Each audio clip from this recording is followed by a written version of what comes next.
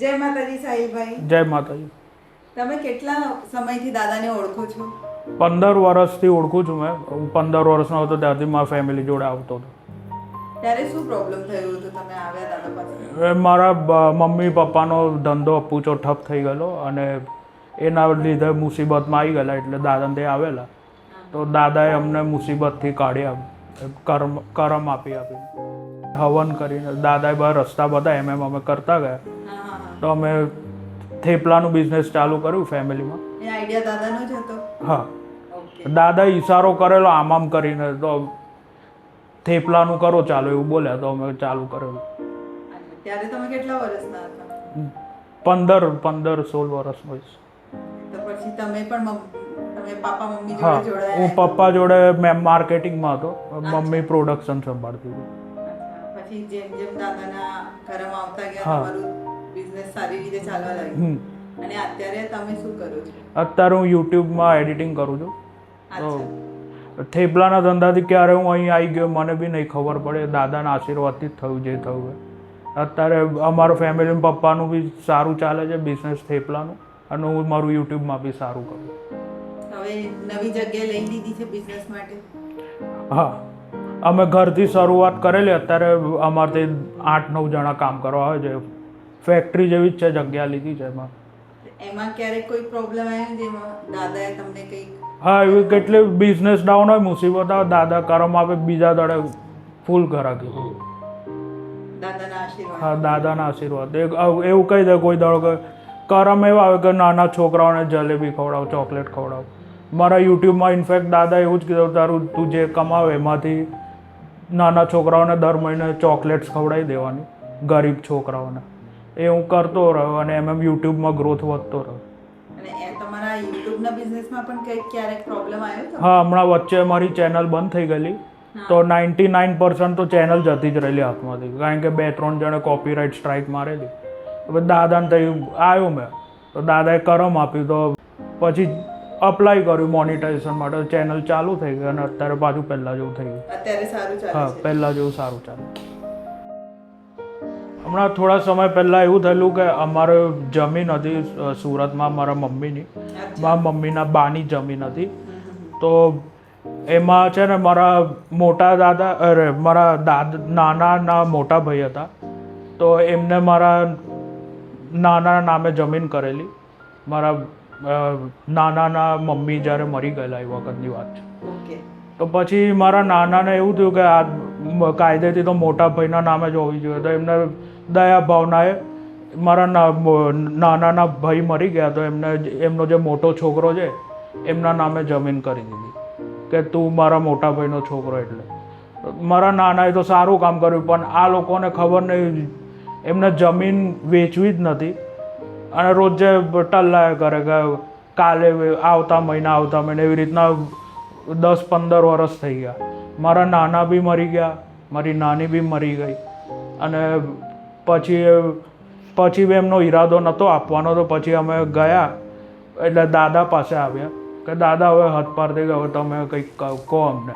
તો દાદાએ એવું કીધું કે તમે સુરત જાઓ, એમના સુરતની જમીન પરથી માટી લો. મમ્મી ગયેલા એમનાથી, તો એ મમ્મીએ મેં એવી રીતના વાત કરી કે એ લોકો માની ગયા.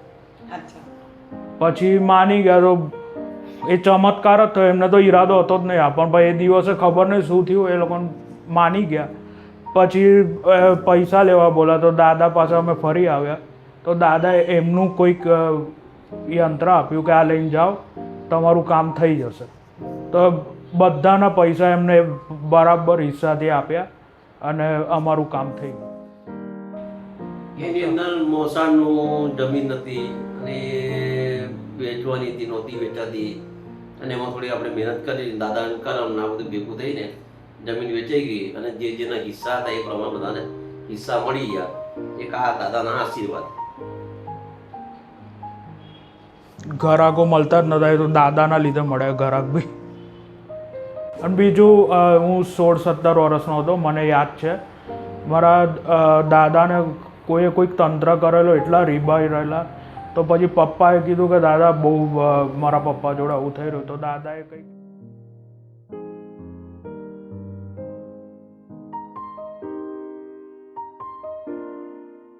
પહેલા જે અડધા પડતા અડધા પડતા.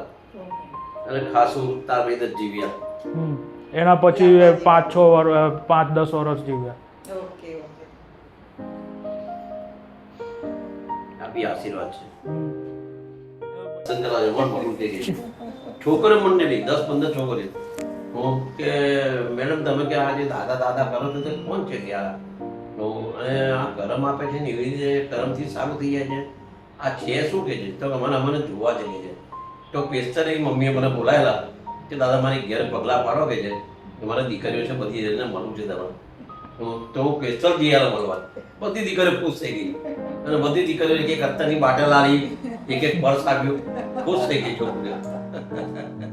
લગભગ તમને 7 વર્ષ પહેલાનો કિસ્સો એ કોકે એને કીધું હશે કે ભાઈ આ હું દાદાને મન કે હું આટલો બધો હેરાન થાય છે. આપણે ત્યાં આવ્યો અને મને કે દાદા ત્યાં બહુ છે તે કામ પર બેઠા તો તારી જગ્યાએ અમને બનાવી દે. તો એક પ્રમુખ સ્વામી સર્કલ છે ત્યાં ઘડી કોમ્પ્લેક્સમાં એની શોપ જોવા ગયો તો એની અંદર વાસ્તુમાં સાઉથ વેસ્ટ જ નહીં. હવે સાઉથ વેસ્ટ ખૂણો જ નહીં એની પ્રોપર્ટીમાં બોલો. હવે માણસ કેટલો દુઃખી થાય. એટલે આપણે તો પહેલાં પેલું એ જ કીધું બેટા એક કામ કર તો આ શોપ ખાલી અહીં તારો મેળ નહીં પડે. મગર દાદા અહીં તો મારે બહુ ચાલ્યું. હું તો તને 5 વર્ષ તારે ચાલ્યું હશે અને પૈસાની તકલીફ આપે તો આ એવું છે 5 વર્ષ મને બહુ ચાલ્યું અને હવે તકલીફ બચાવતી હું તો હવે તેને છોડી એને છોડ્યા પછી એનાથી 4થી 5મી શોપ એને કંઈ લીધી અને એમાં કંઈ સ્ટાર્ટ કર્યું. એની અંદર ધીમે ધીમે પાછો ગ્રોથ ચાલુ થયો. અત્યારે બહુ હેપી છે. અને અત્યારે થોડો ટાઈમ પહેલાં એને હોમ કરવાનું કામ ચાલુ કર્યું. એટલે એ છોકરો આવવાનો છે કે દાદા હું આવીશ મારા મોઢા હું કહીશ હું તો દાદાના આશીર્વાદ છે દાદાના ચમત્કાર મારે તો 2 શબ્દ કહેવા જ છે લોકોને ખબર પડે કે એવું મને કહે છે આવશે કાલે પડે છે. લોકો જે બેસતા હતા સરવંતી કરી દાદાની ત્યારથી નસીબ પૂરો બેસતા હતા ત્યારથી જે પતિભાઈ જોડે છે એ તમને કહું 85-86-87 ની વાત હા ત્યારથી મને બેટિંગ ચાલે. પણ દાદો ઇસ્યુ થયો 92 વાત એવી હતી મારા ઘરની જ છે મારા વાઈફને કરેક્ટર છે તે વખતે અમારું ગ્રુપ હતું. ઘણી વાર દાદાનો મોડેથી ફોન બી આવે કદી ભાઈ ક્યાં છો દાદા ઘરે બેઠો જ છું આપણે બેસીએ કે મૂકો આવો પધારો એટલે અમે લોકો ઘરે બેસીએ બધા. એકચ્યુઅલી એક ગ્રુપ કહેવાય કે પરિવાર જેવું કહેવાય જસ્ટ લાઈક અ પરિવાર જેવું હતું. અને એ પરિવારમાં એક વ્યક્તિનું નામ છે શ્યામરાવ મહાડિક. શ્યામરાવ મહાડિક જ્યોતિષમાં ખાટું ખરેખર ખાટું અને પાછું દેવભક્તિ બી ખરો ભક્તિમાં બી એનું ખરું. તો જન્માક્ષરો જુએ એટલે મેં મારા બી જન્માક્ષર બતાવ્યા મારા વાઈફને બી બતાવ્યા હતા. મારા વાઈફના જન્માક્ષર જોયા પછી એક જ્યોતિષશાસ્ત્રમાં કંઈ લોકો કહેતા હોય છે કે ભાઈ વિષ યોગ છે કે શાપિત યોગ છે એવું બધું કહેતા હોય છે લોકો. કયા ગ્રહો લીધે હોય છે મને નથી ખબર જ્યોતિષમાં એટલી બધી. એ વખતે એમણે એવું કીધું હતું કે મારા વાઈફ 50 પછી એને ભયંકર કમરના નીચેના મારા પ્રોબ્લેમ ઊભા થશે અને કદાચ બાકીની લાઈફનો પોર્શન એને વખત આવે તો બેડ ઉપર કાઢવો પડશે. મતલબ ઘણા લોકો નહીં થતા પથારી વાળ થોડુંક તો અમુક થઈ ગયો બધું સારું શું કરું એ પણ દાદા એવી રીતે બેઠા હતા રાતોના ગપડા સાથે મને પેલી વસ્તુ યાદ આવી ગઈ. દાદા કામ હતું કે બોલો બે લોકો આપણા શામરાવ મહાડિકે આવું કીધું છે કે દીપાને 50 વર્ષ પછી લગભગ કમર નીચેનો પ્રોબ્લેમ આવે એવું છે. નહીં માને તે વખતે દાદા સટ્ટાક જે હાજરી આપી હતી ચાંદ જેટલા ને બધાના રૂમાટા ઊભા થઈ ગયા. મને કંઈ ચિંતા ના કર, 1 કિલો સીસુ કોઈ વાપરે એને તું ભેટ આપ.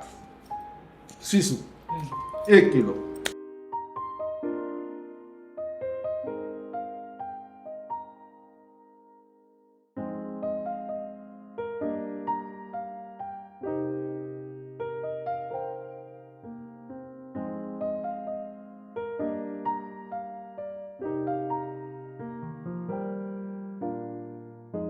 કરવાની હું બજારમાં લીધી, ટીકડીઓ લીધી, દાદાનો કહેલો સંકલ્પ મેં કર્યો અને જઈને હું એમને આપી. અમે મારી હશે કે પ્રદીપભાઈ આ તમારે મોકલે મારી પાસે છે વધારે, તું વાપર દોસ્ત, પણ તું મારી સાથે વાપરવાનું ચાલુ કર. કે જે આટલા અમે વાપરીશું બેગુના તું મારી અમે ચાલુ કરીને વાપરવાનું. એને બધી લગાવવાનું ચાલુ કર્યું આપણે. આ કઈ વર્ષની વાત છે? આ લગભગ 2000ની આસપાસની વાત છે. 2000 કાં 2001 બસ એથી વધારે તે વખતની વાત છે. હા, આજે મારા વાઈફ નિયર ટુ 70 છે.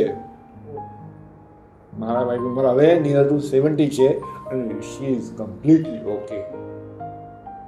એ દાદાનો ચમત્કાર કે પેલો જ્યોતિષના ગ્રહો બી, જ્યોતિષ ખોટો નહોતો, એ તો સાચો, પણ એના લીધે મને જે રસ્તા એ દાદાએ તે વખતે રસ્તો કાઢ્યો, આપ્યું અને આજે મારી પત્ની completely physically she is okay. I am happy. આ દાદાની કૃપા. એટલે તમે કર્મ જાતે કરો અને ફળ બી તમે જાતે કરો. પેલો બ્રાહ્મણ પાસે પૂજા કરવાનો વાંધો નથી, પણ કર્મ તો એને કર્યું, તમે કર્યું શું? દક્ષિણા આપી, બહુ તો તમને અંજલિ કરાવશે, ફૂલ ચડાવશે. ખોટું નથી એ કહેતો, પણ આ જરૂરી છે જે લોકો નથી સમજતા. અને જે મને કંઈક મારા પુણ્ય હશે, મારા દાદાને પુણ્ય કે મને મારા પ્રભુ ભેગા થયા અને મારું તો મારા આખા પરિવારનું કલ્યાણ જ થઈ ગયું છે. અને જેટલા મારા ભાઈબંધો મિત્રો જેટલા આવે છે એ બધાનું કલ્યાણ થાય છે.